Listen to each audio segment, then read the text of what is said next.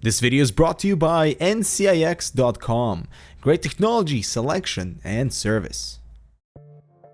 Hey guys, Ibra here with Canucks, and the Chromebook has been around for a few years now, and with the release of new and more efficient chips to run the system, it is an excellent incentive to revisit the Chromebook and see how far we've come to satisfy our growing desire for online media consumption and productivity work.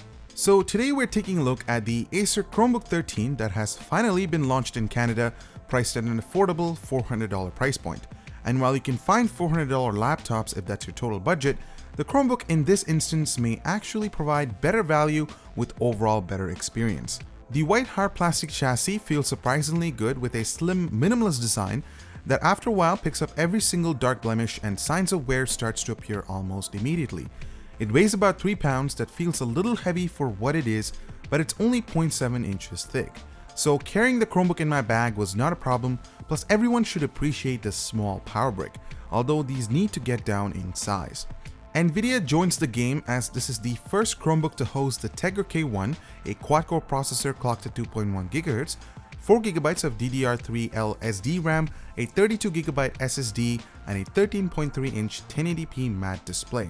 Since 32GB is not that much for storage, Acer includes a free subscription of 100GB on Google Drive for 2 years.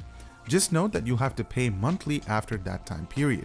Taking a physical tour of the Chromebook, on the left side, there is a single USB 3.0 port along with an SD card slot, a power jack and a headphone/microphone jack on the right, and an HDMI port and your second USB 3.0 port at the back.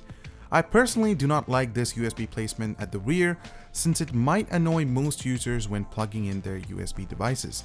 There are two LED notification lights right below the screen that indicates when the system is on or off and if the battery is fully charged. The keyboard layout is excellent to satisfy any functionality for Chrome OS. The top row has dedicated shortcuts for return, forward, and refresh page. Maximize your window, a multitask button that explodes your open apps, brightness and volume control, and finally, the power button. The caps lock has been replaced with a search button that, once you are aware of this, comes into constant use. If you plan to rely on Chromebook for a lot of correspondence such as email, schoolwork, Google Docs, etc., I'm happy to report key bounce and travel distance feels extremely satisfying, plus the palm rest offers plenty of room for comfort, and I really enjoy typing this review without any hiccups. The touchpad is pretty responsive for your day-to-day tasks, but if you are working with applications that require pinpoint accuracy, I would recommend using an external mouse. The 1080p display is sharp enough to view content on. The color reproduction wasn't as accurate compared to premium IPS panels or AMOLED displays, but considering the price point, I've got to give a shout out to Acer for including this resolution. One thing that I found interesting is an option in the settings to set the display to scale all the way up to 2400 by 1350. I'm not sure why this wasn't advertised, but if you want to work with extra pixel density, you have that option as well. Although there are no options to enable text scaling on the display for a better viewing experience, but I got used to it eventually. There are two speakers hidden at the bottom of the chassis.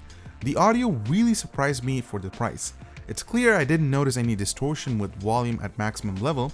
However, the bass was non-existent and the audio tends to get muffled when listening to music with the Chromebook on the lap. Here's a listen of how the Chromebook sounds.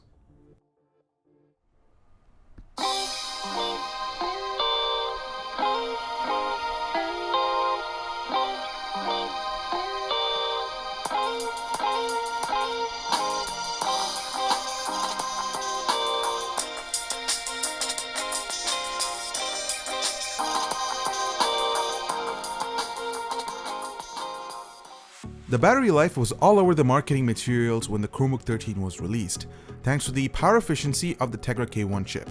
However, under heavy use, sort of your worst case scenario, it lasted a disappointing 5 hours and 47 minutes, that's at 100% brightness, and a constant refresh cycle running a web page and a YouTube video on a loop. Again, with casual usage, a full day lasted no problem into the next with 8+ hours of runtime with browsing the web, reading, and some Google Doc work. The standby time during sleep mode was exceptional, and the battery levels dropped only 1% after a 2-hour break.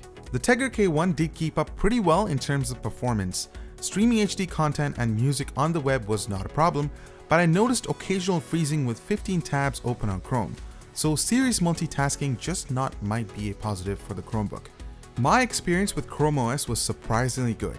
I was able to learn the basics quickly, and spending most of the time browsing the web and using Google services constantly, all my settings and preferences were synced perfectly.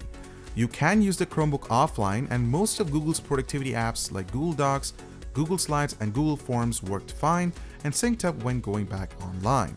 So in conclusion, Acer truly stepped up their game with the Chromebook 13 at that outstanding price point with acceptable build quality and slim profile. The excellent keyboard and a reliable touchpad turns the Chromebook into an exceptional productivity tool. The included HDMI output could come in handy, and the Tegra K1 is an excellent chip for day-to-day tasks, although I wouldn't go crazy multitasking with it. The 1080p display is appreciated at this price point, but the colors aren't the best for viewing content. The battery life was outstanding from what I've seen so far compared to regular PC laptops, and personally I would recommend the Chromebook 13 for students and individuals that can get away using Google apps and are content with the simplicity of Chrome OS. So this concludes this review. Thank you so much for watching. Make sure to subscribe for more similar content and give us a like if you found this review helpful. And as always, we'll see you in the next one.